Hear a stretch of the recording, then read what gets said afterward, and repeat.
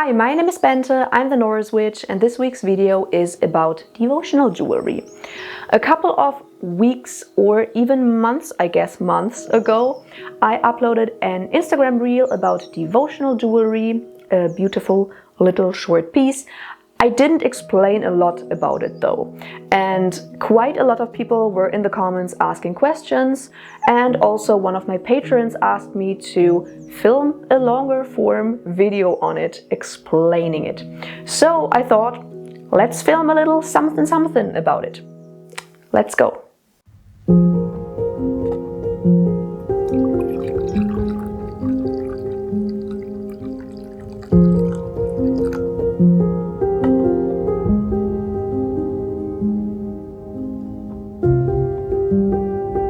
Okay, let us start with the easiest part. What is devotional jewelry? The name kind of already reveals it. It is jewelry, any kind of jewelry, a necklace, a bracelet, a ring, whatever, that you wear to honor someone. It's a devotional act for you to wear this jewelry for a deity, for a spirit. I guess mostly devotional jewelry is probably worn for deities or for your ancestors, but honestly, in my opinion, you could wear devotional jewelry for any kind of spirit that you would like. If you, for example, work with the spirit of the rose and you want to wear a necklace with a rose pendant on it to honor the spirit of the rose, then you can do that too. I just guess that wearing jewelry for deities or for your ancestors is probably the most widespread practice. For example, Christians wear a cross. That is devotional jewelry. Or, for example, a very probably well-known thing to do on this channel will be to wear a Thor's hammer.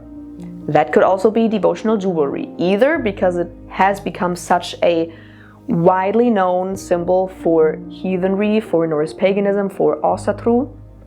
You could wear it for the entire class of Norse deities if you want to, but of course you can also get more specific and wear it for Thor specifically. And there is really no rule to what kind of jewelry it has to be.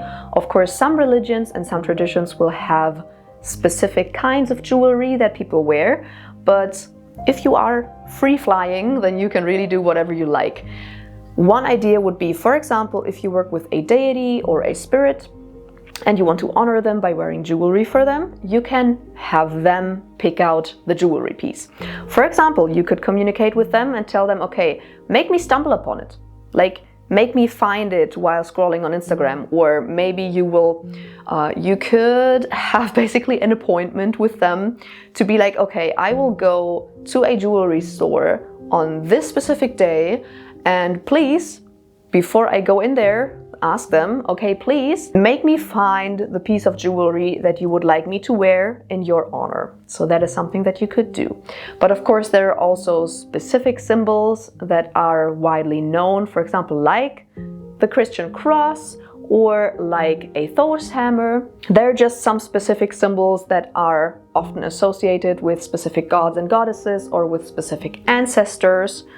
So, for example, if you have a very huge, beautiful, expensive necklace and you maybe connect that to Freyja's Brísingamen, then you could wear that in her honor. Or I know a lot of people connect Odin with the Valknut, so if you want to wear that in his honor, then you can do that. So if you know that specific symbols are associated with the deity or the spirit in question, then of course that is like a go-to thing to do, to wear this symbol on some kind of jewelry and use that as devotional jewelry. But of course, there are also other ways. If you are, for example, a Norse pagan, then one go-to thing to do would be to select, for example, a rune that has an association with the god or goddess or the spirit in question. So if you want to honor Odin, for example, you could wear a piece of jewelry with an Ansus rune on it. If you want to honor Freyja, you could use the Fehu rune. If you want to honor Thor, you could use the Thurisas rune. Or if you want to honor Freyr, the Ingvas rune. With Tyr, the Tivas rune. etc. Of course, you can also make it a little bit more fancy if you want to create a bind rune with their name. So for example, for Odin, for example, use the Othala, the Dagas, the Isa, and the Naudis runes and make a bind rune from that. And then you can wear that on a piece of jewelry. That's also a very, very nice way to honor them. But it could also just be a piece of jewelry that has some kind of significance for the deity or the spirit. So I know, for example, a lot of people associate Freya with roses, for example. So if you find a piece of jewelry with a rose on it, then maybe use that. That's totally fine.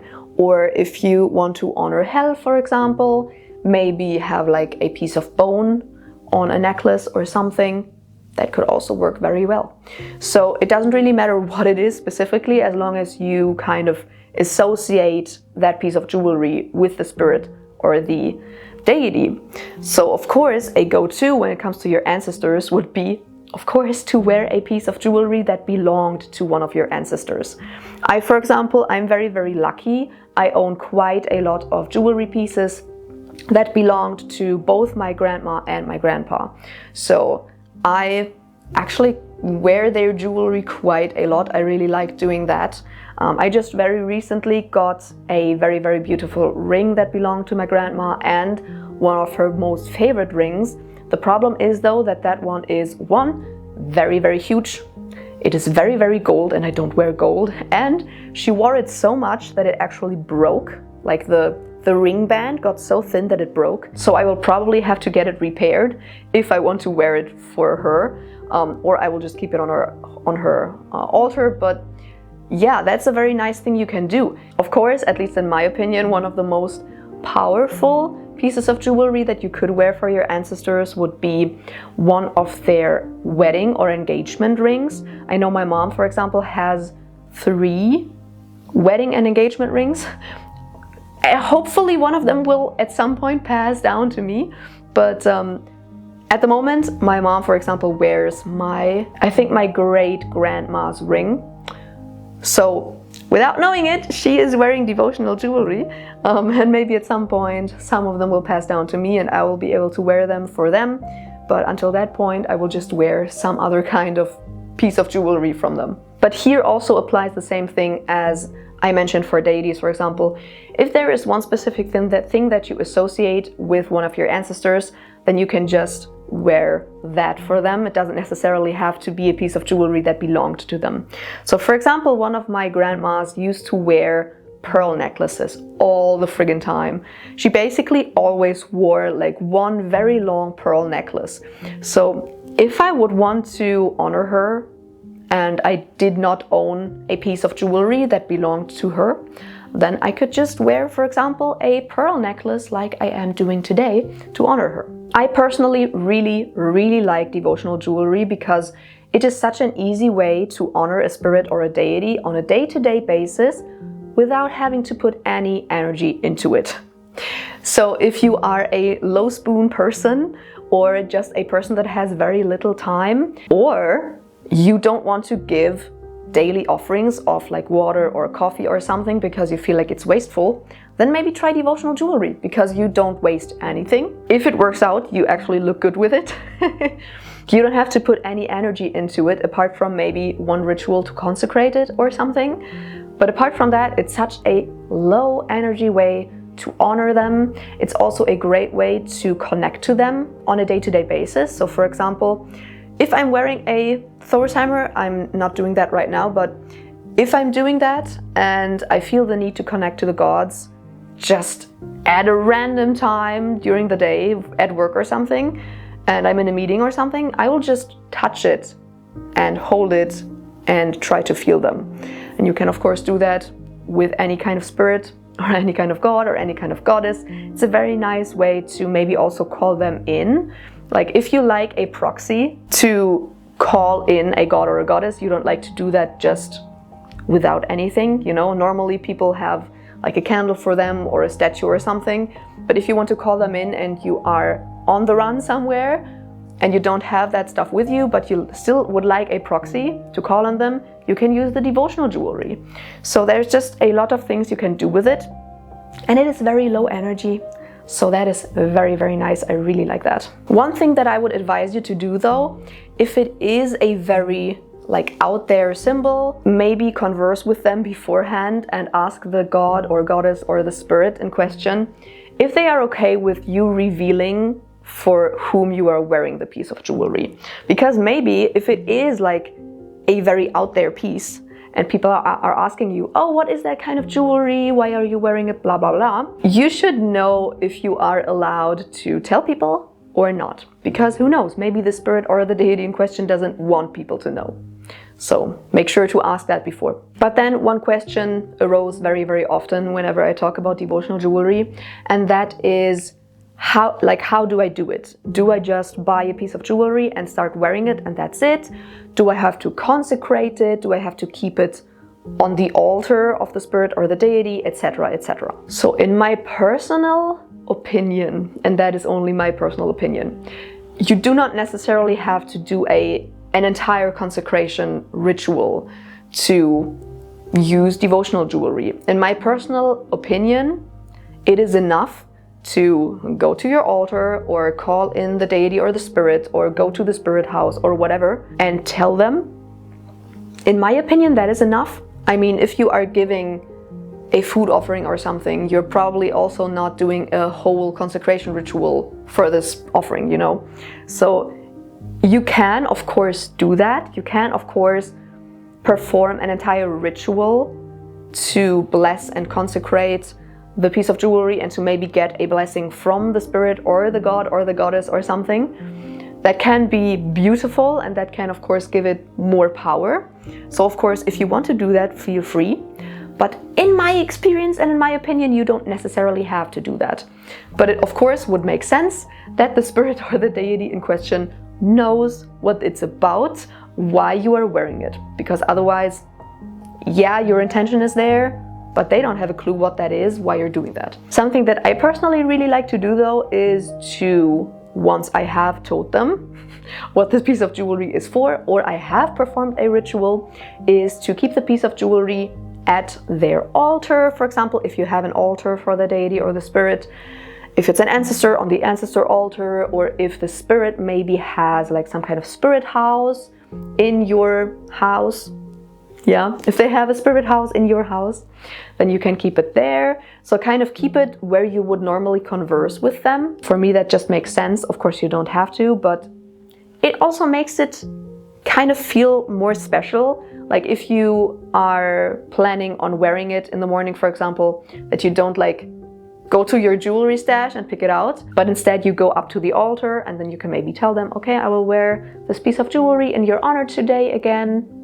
Something like that. You can maybe even connect that with a tiny little thing of lighting their candle, speaking a little prayer, putting on the devotional jewelry and then going about your day or something like that. If you want to do a little consecration ritual though, here are just some ideas that I came up with. So for example, if you have an incense blend that you got or made for the deity or the spirit in question, then you can of course burn that and hold the piece of jewelry basically into the incense smoke and speak a little prayer. Of course, you can also just speak a little prayer or chant over it or something. If the deity or the spirit is connected to a specific place, for example, if it's a local spirit, or if it is a god or a goddess of the ocean, or a god or a goddess of the forests or something like that, then you can incorporate that location into the ritual. Or if it's, for example, Hel, a goddess of the dead, then maybe you can bury it for 7 days in a graveyard or something. Or you can take the piece of jewelry, of course, only if you can do that without it corroding or something. You can hold it into the ocean, or you can just bury it next to a specific tree that has a connection to the spirit or the deity. There are a lot of ways that you can do that. Of course, you can also just use your blood, your spit, your breath. In my experience and in my opinion, that is always a very nice way to consecrate something. You can also use a specific oil. If you have a devotional oil, that's a great way You can also use a consecration oil, which for example I sell. But yeah, those are just some of my ideas.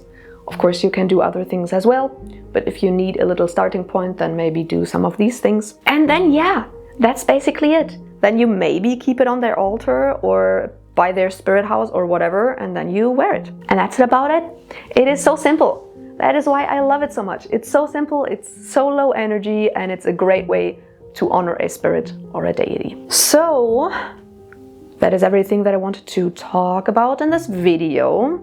If you have anything else that you would like to add to this conversation about devotional jewelry, then of course, as always, tell me about it and everyone else in the comments. And with that being said, let us do a patron shout out. Thank you so much to Autumn, Shay, Pat, Lindsay, Kelly, Linda, The Other Saffron, Orchis, Silent Selena, Richard, Standing Fox, Jennifer, Ryan, Alex, Jazz, Shaw, Christiana, T-Demon, Elizabeth, Sylvia, Katrina, V, Bella, Derek, Smiley, Kirsten, Shannon, Andrew, Tisha, Sarah, Roan, Aziza, August, Shelby, Helena, SJ, and Kate, Cade, Z, Kent, Brittany, Smolkata, Josh, Elinura, Knarr, Christine, Rixie, Business, Annalena, Ashley, Tim, John, Phoenix, Jenny, Maggie, Amy, Bethany, Timothy, Coffee or the Honorary Gossip Squirrel, and last but not least, Bjorn, and my lovely YouTube members. Thank you so much to, again, Pat, Lindsay, Betsy, Peony Rain, Miller, and KG.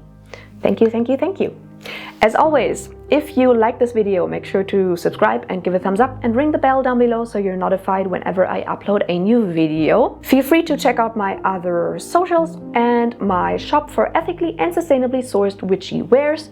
And if you want to support me in another way, then check out my Patreon and my YouTube membership. And I will see you in another video. Bye!